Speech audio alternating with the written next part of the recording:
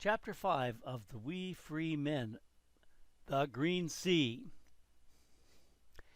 Tiffany flew a few inches above the ground, standing still. Wind rushed around her as the Feegles sped out of the farmland's top gate and out into the turf of the downs. This is the girl, flying. At the moment, there's a toad on her head, holding on to her hair. Pull back, and there is the long green whaleback of the downs. Now she's a pale blue dot against the endless grass, mowed by the sheep to the height of a carpet. But the green sea isn't unbroken. Here and there, humans have been.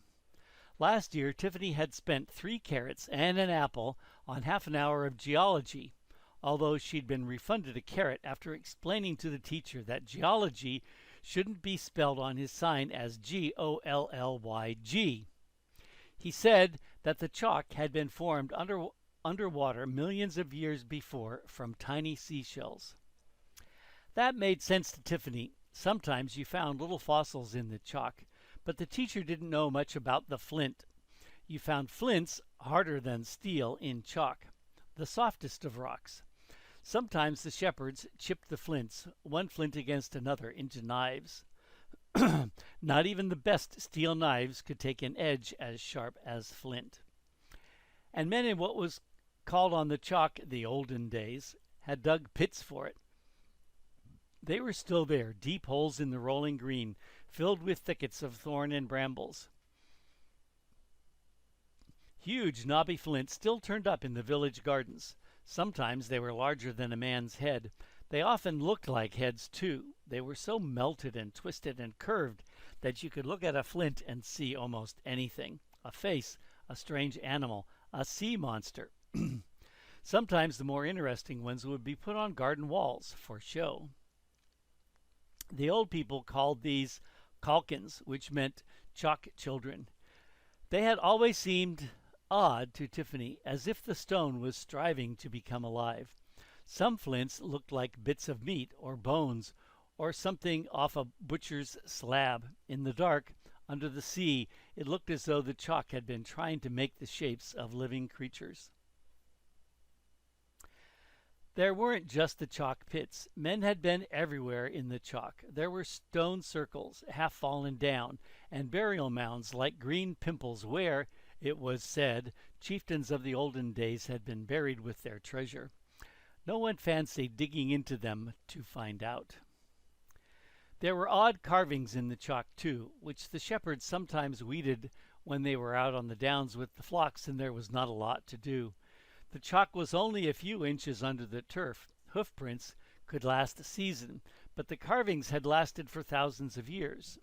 They were pictures of horses and giants, but the strange thing was that you couldn't see them properly from anywhere on the ground.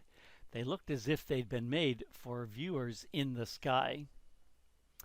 And then there were the weird places, like Old Man's Forge, which was just 4 big flat rocks placed so they made kind of a half-buried hut in the side of a mound.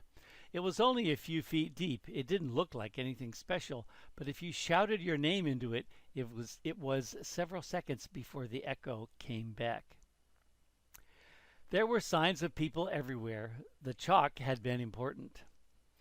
Tiffany left the shearing sheds way behind. No one was watching. Sheared sheep took no notice at all of a girl moving with her feet without her feet touching the ground. The lowlands dropped away behind her, and now she was properly on the downs. Only the occasional baa of a sheep or the scream of a buzzard disturbed a busy silence made up of bee buzzes and breezes and the sound of a ton of grass growing every minute. On either side of Tiffany, the Nac Mac Feegle ran in a spread-out ragged line, staring grimly ahead. They passed some of the mounds without stopping and ran up and down the sides of shallow valleys without a pause, and it was then that Tiffany saw a landmark ahead. It was a small flock of sheep. There were only a few freshly sheared, but there was always a handful of sheep at this place. Strays would turn up there, and lambs would find their way to it when they'd lost their mothers. This was a magic place. There wasn't much to see now, just the iron wheels sinking into the turf and the pot-bellied stove with its short chimney. On the day Granny Aching died, the men had cut and lifted the turf around the hut and stacked it neatly some ways away. Then they dug a deep hole in the chalk, 6 feet deep and 6 feet long, lifting out the chalk in great damp blocks. Thunder and Lightning had watched them carefully. They didn't whine or bark. They seemed more interested than upset. Granny Aching had been wrapped in a woolen blanket, with a tuft of raw wool pinned to it. That was a special shepherd thing. It was there to tell any gods who might get involved that the person being buried there was a shepherd, and spent a lot of time on the hills, and what with lambing and one thing and another couldn't always take much time out for religion, there being no churches or temples up there, and therefore it was generally hoped that the gods would understand and look kindly on them. Granny Aching, it was to be said, had never been seen to pray to anyone or anything in her life, and it was agreed by all that, even now, she wouldn't have any time for a god who didn't understand that lambing came first. The chalk had been put back over her, and Granny Aching, who always said that the hills were in her bones, now had her bones in the hills. Then they burned the hut. That wasn't usual, but her father said that there wasn't a shepherd anywhere on the chalk who would use it now. Thunder and Lightning wouldn't come when called, and he knew better than to be angry, so they were left sitting quite contentedly by the glowing embers of the hut. Next day, when the ashes were cold and blowing across the raw chalk, everyone went up onto the downs and with very great care put the turf back, so that all that was left to see were the iron wheels on their axles and the pot-bellied stove. At which point, so everyone said, the two sheepdogs had looked up, their ears pricking, and had trotted away over the turf and were never seen again.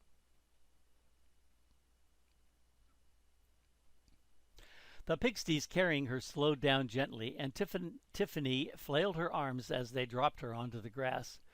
The sheep lumbered away slowly, then stopped and turned to watch her. "Why are we stopping? Why are we stopping here? We've got to catch her." "Got to wait for Hamish, mistress," said Rob Anybody. "Why, who's Hamish?" "He might have the knowin' o' where the Queen went with your wee laddie," said Rob Anybody soothingly. "We canna just rush in, ye ken." A big bearded Feegle raised his hand. "Point o' order, big man. We can just rush in. We always just rush in." "Aye, Big Yan, point well made, but ye gotta know where you're gonna rush in. We canna just rush in anywhere. It looks bad, having to rush oot again straight away." Tiffany saw that all the Feegles were staring intently upward and paying her no attention at all. Angry and puzzled, she sat down on one of the rusty wheels and looked at the sky. It was better than looking around. There was Granny Aching's grave somewhere around here, although you couldn't find it now, not precisely. The turf had healed. There were a few little clouds above her and nothing else at all, except the distant circling dots of buzzards.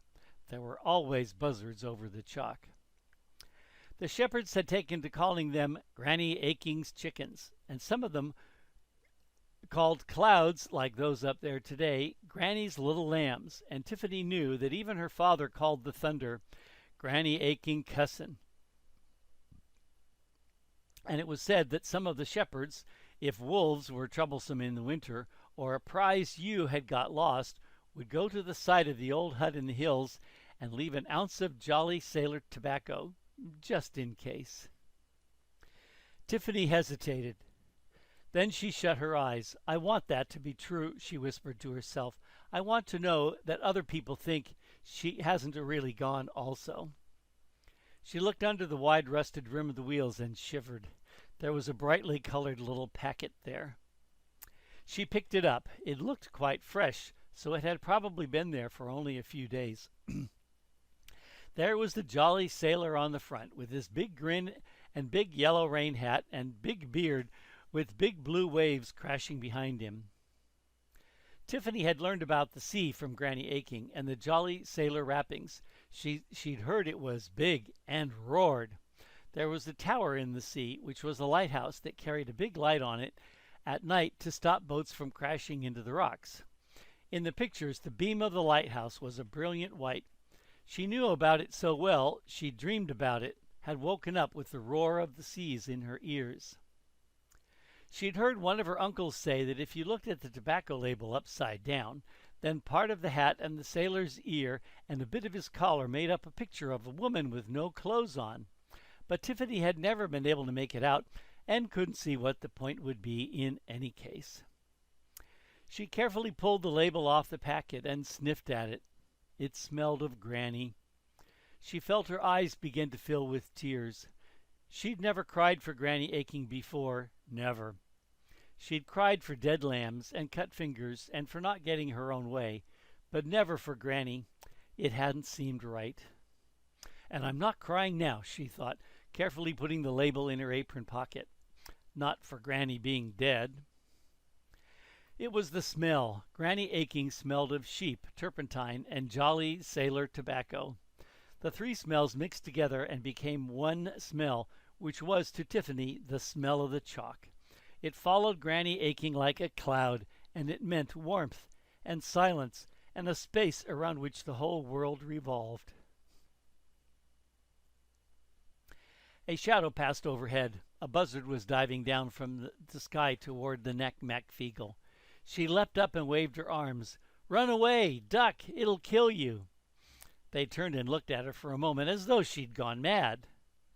"Dinna fash yourself, mistress," said Rob Anybody. The bird curved up at the bottom of its dive, and as it climbed again, a dot dropped from it. As it fell, it seemed to grow 2 wings and started to spin like a sycamore leaf, which slowed down the fall somewhat. It was a pigsty, still spinning madly when he hit the turf a few feet away, where he fell over. He got up, swearing loudly, and fell over again. The swearing continued. "A good landin', Hamish," said Rob Anybody. "The spinnin' certainly slows ye doon. Ye dinna drill right into the ground this time, hardly at all." Hamish got up more slowly this time and managed to sit upright. He had a pair of goggles over his eyes. "I dinna think I can tak much more of this," he said, trying to untie a couple of thin bits of wood from his arms. "I feel like a fairy with the wings on." "How can you survive that?" Tiffany asked. The very small pilot tried to look her up and down, but only managed to look her up and further up. "Who's the wee big job who knows such a lot about aviation?" he said. Rob Anybody coughed. "She's the hag, Hamish, spawn o' Granny Aching." Hamish's expression changed to a look of terror. "I dinna mean to speak out o' turn, mistress," he said, backing away. "O' course a hag 'd have the knowin' o' anything, but 'tis nae as bad as it looks, mistress. I allus make sure I lands on me aid." "Aye, we're very resilient in the aid department," said Rob Anybody. "Have you seen a woman with a small boy?" Tiffany demanded. She hadn't much liked being called Spawn. Hamish gave Rob Anybody a panicky look, and Rob nodded. "Aye, I did," said Hamish. "Una black horse, riding up from the lowlands, going L for—" "We dinna use bad language in front o' a egg," Rob Anybody thundered. "Beggin' your pardon, mistress, she was riding heck for leather," said Hamish, looking more sheepish than the sheep. "But she kenned I was spying on her, and called up a mist. She's gone to the other side, but I dinna ken where." "'Tis a perilous place, the other side," Rob Anybody said slowly. "Evil things there. A cold place. Not a place to tak a wee babby." It was hot on the downs, but Tiffany felt a chill. However bad it is, she thought, I'm going to have to go there. I know it. I don't have a choice. "The other side?" she said. "Aye, the magic world," said Rob Anybody. "There's bad things there." "Monsters?" said Tiffany. "As bad as ye can think of," said Rob Anybody. "Exactly as bad as ye can think of." Tiffany swallowed hard and closed her eyes. "Worse than Jenny? Worse than the headless horsemen?" she said. "Oh, aye. They were wee pussycats compared to the sunners over there. 'Tis an ill-fared country that's come callin', mistress. 'Tis the land where dreams come true. That's the Quinn's world." Well, that doesn't sound too, Tiffany began. Then she remembered some of the dreams she'd had, the ones where you were so glad to wake up. We're not talking about nice dreams, are we? She said. Rob Anybody shook his head. Nay, mistress, the other kind. And me with my frying pan and diseases of the sheep, thought Tiffany. And she had a mental picture of Wentworth among horrible monsters. They probably wouldn't have any sweeties at all. She sighed. All right, she said. How do I get there? "Ye dinna ken the way," said Rob Anybody. It wasn't what she'd been expecting. What she had been expecting was more like, "Ach, ye canna do that, a wee lass like you. Oh, dearie us no." She wasn't so much expecting that as hoping it, in fact, but instead they were acting as if it was a perfectly reasonable idea. "No," she said, "I don't dinna any ken at all. I haven't done this before. Please help me." "That's true, Rob," said a Feegle. "She's new to the Hagen. Tak her to the Kelda." "Not even Granny Aching ever went to see the Kelda in her cave," snapped Rob Anybody. "It's no Quiet," hissed Tiffany. "Can't you hear that?" The Feegles looked around. "Hear what?" said Hamish. "It's a susurration." The turf was trembling. The sky looked as though Tiffany was inside a diamond. And there was the smell of snow. Hamish pulled a pipe out of his waistcoat and blew it. Tiffany couldn't hear anything, but there was a scream from high above. "I'll let ye know what's happening," cried the Pixty, and started to run across the turf. As he ran, he raised his arms over his head. He was moving fast by then, but the buzzard sped down across the turf even faster and plucked him neatly into the air. As it beat at the air to rise again, Tiffany saw Hamish climbing up through the feathers.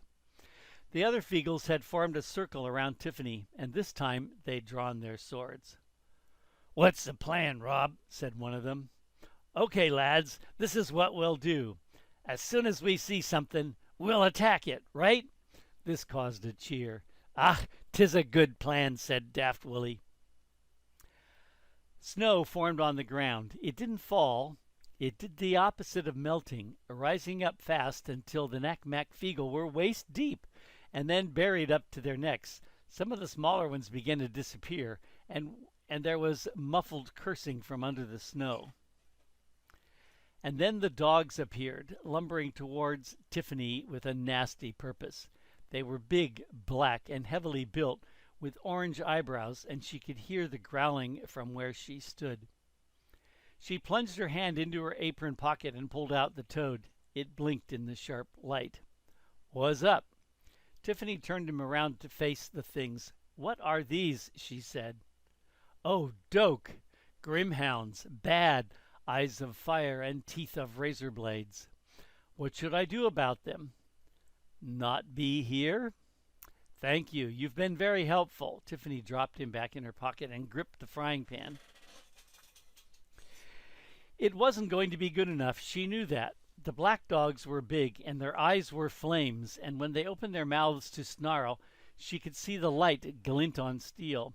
She'd never been afraid of dogs, but these dogs weren't from anywhere outside of a nightmare.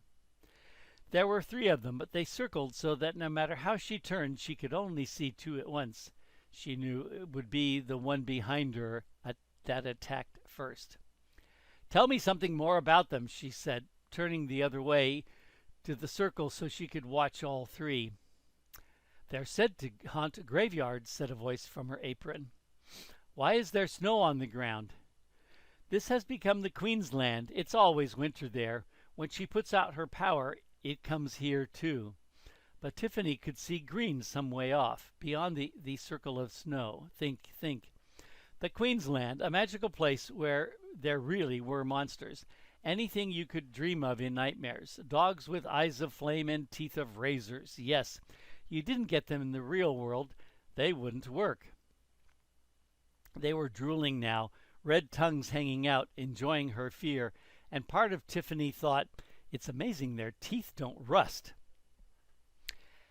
Anne took charge of her legs. She dived between two of the dogs and ran toward the distant green. There was a growl of triumph behind her, and she heard the crunch of paws on snow. The green didn't seem to be getting nearer. She heard yells from the pixies and a snarl that turned into a wail, but there was something behind her as she jumped over the last of the snow and rolled on the warm turf. A grimhound leaped after her. She jerked herself away as it snapped, but it was already in trouble. No eyes of fire, no teeth of razors. Not here, not in the real world, on the home turf. It was blind here, and blood was already dripping from its mouth.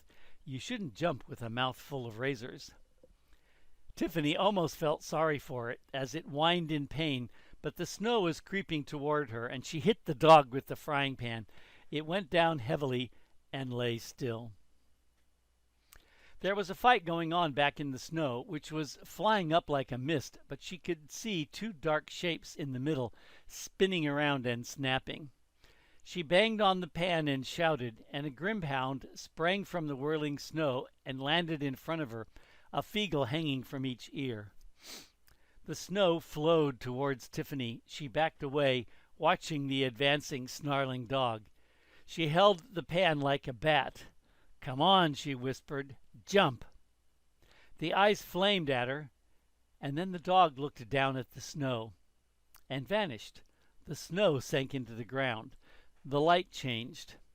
Tiffany and the wee free men were alone on the downs. Feagles were picking themselves up all around her. "Are ye fine, mistress?" said Rob. "Anybody?"